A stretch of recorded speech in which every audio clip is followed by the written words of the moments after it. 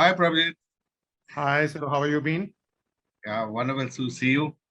Basically, after the second wave, things started looking good last year, but again, the second wave came, and obviously, the car sharing business got impacted like everything else.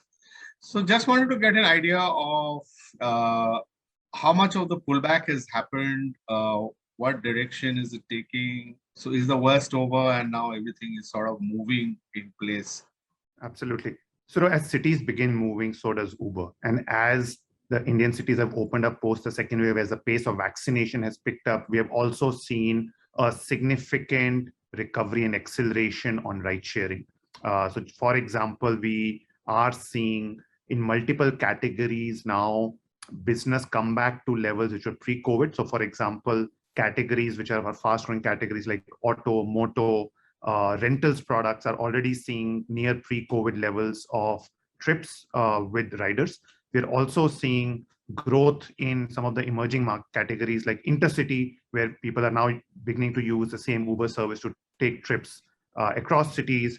And we have also seen very encouraging feedback on some of our new services. For example, Connect, which has now grown 3x since beginning of the year, which is our package delivery service between point A and point B. Or also recently, as offices open up and employees start coming back, we have launched a corporate shuttle service to be able to help companies move their employees from home and back safely and efficiently. So overall, very, very encouraged to see the recovery levels. In terms of cities, we are beginning to expand our footprint across the country.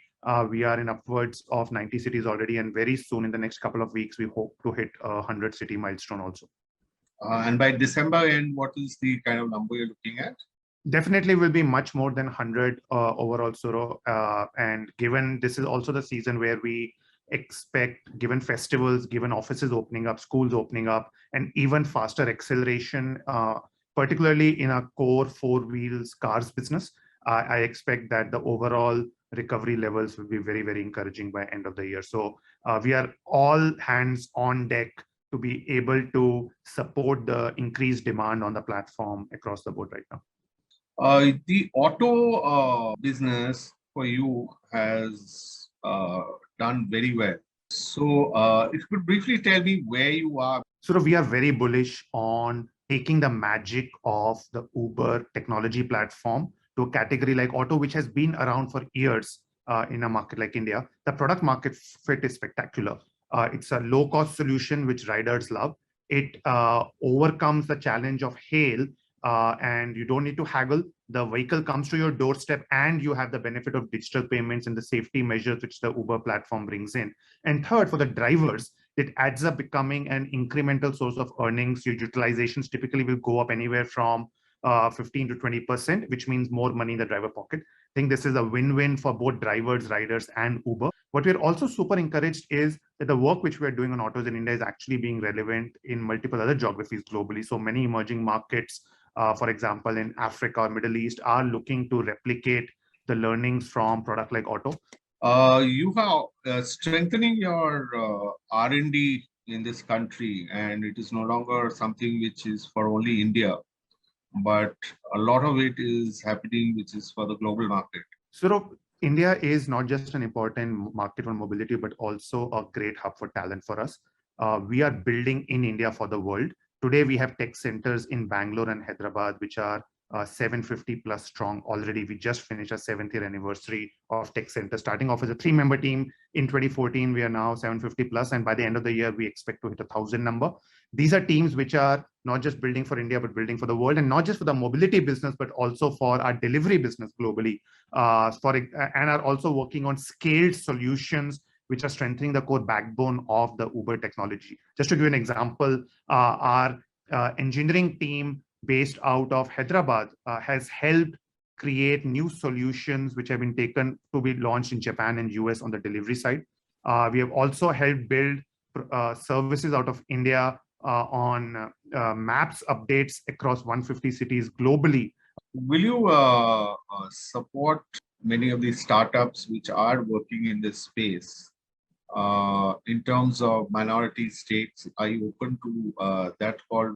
So I think as we speak with multiple founders and entrepreneurs in the ecosystem, and we also scale players, we hear that they need three things. One is many of them are actually looking for technical expertise and mentorship, which is often hard to come by because mobility ecosystem is still very, very new. Second is many of them are looking for opportunity to experiment very quickly. Often otherwise you have to spend millions of dollars to be able to build certain scale before you get consumer feedback in multiple side marketplaces. Uber can provide that. And third is obviously many of them will be looking for support on funding. We are very committed to find ways to support on all the three fronts in different forms. You were one of the first companies, and even your global CEO had basically congratulated India for having a very clear gig worker policy, which we were struggling to get in other parts of the world where there has been a lot of debate and a lot of problems which has happened. How has that implementation, where are you in that whole scheme of things? So we are very pleased that and want to congratulate the government of India to come out with a visionary code on social security policy. In fact, that makes India one of the first countries in the world to establish formal framework for benefits and protections for gig and platform workers. We see our contribution to these social security schemes as a #1 priority and something, by the way, that will move the entire sector forward. I believe this is a win for drivers. It's a win for platform like Uber, and also enables the government to create a structured framework. We are looking forward to the scheme being formally implemented and are already in active dialogue with multiple stakeholders in the government, including sharing our expertise and knowledge on how the systems can be set up. Thank you very much for your time. If you like this video, share it and subscribe to Business Standard. For more news, views and insights, log on to www.business-standard.com. Do also follow us on YouTube, Twitter, Facebook, Instagram, Telegram and LinkedIn.